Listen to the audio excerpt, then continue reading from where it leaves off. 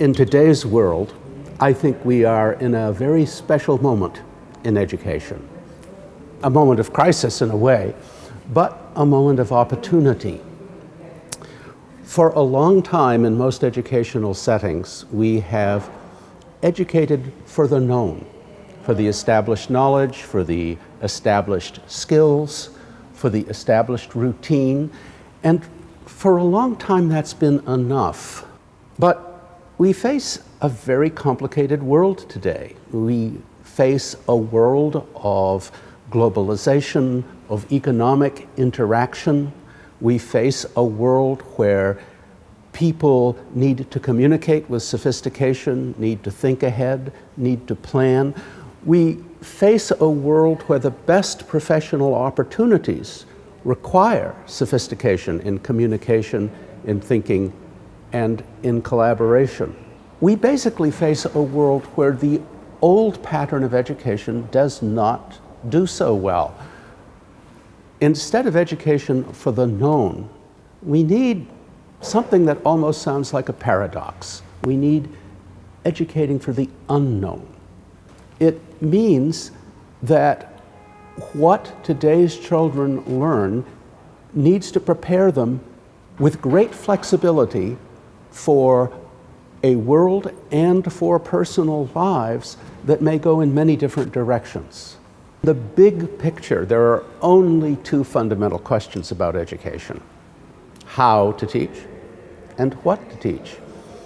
Now, the first question, how to teach, gets a great deal of attention from researchers, from professors, and from teachers. It's all about methodology, and it's a tremendously important question, absolutely. However, what gets neglected a little bit is what to teach. We teach more or less the same thing today that we did 10 years ago, or 20 years ago, or even 50 years ago, with a little bit of updating. The question we have to ask is, today, this topic, is it likely to play a significant role in the lives today's learners are likely to live? If you ask that question about a typical curriculum, here you might say yes, there you might say no. Take the way we study history. Often we study history as a matter of looking closely at particular events. Let's say the French Revolution, the American Revolution, the Roman civilization. It's all about those episodes. Well, those specific episodes aren't going to come up again. They're past. But if the study of history is reframed so those episodes become lenses to look at the way the contemporary world works, to look at the way the world of the future works, or to look at other slices of history, then they're much more powerful. So one has, if you like, reframed the study of a particular to function much more broadly, and therefore it becomes much more meaningful in the lives learners are likely to live. There are many features of today's world that change the opportunities of education.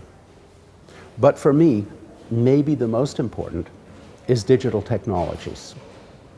They really create marvelous opportunities for a style of learning that is deeper and broader.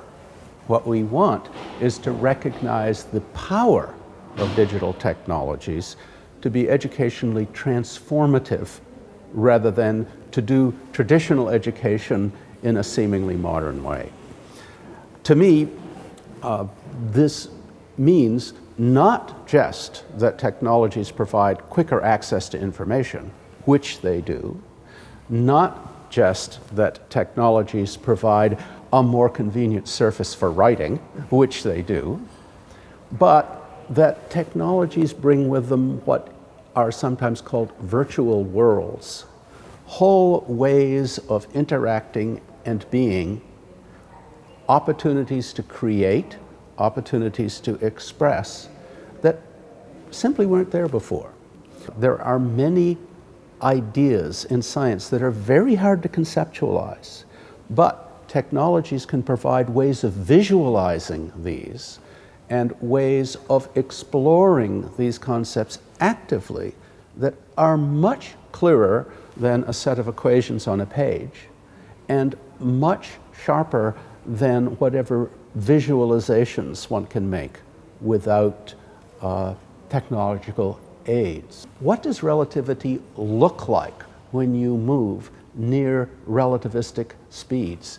This is very hard to visualize, and the equations for it are impossible. But it's quite easy to create virtual environments where one can experience relativistic effects. So the opportunities here are wonderful, and I look forward to an era where they will be taken, those opportunities, more and more every day in the rhythm of learning in our schools.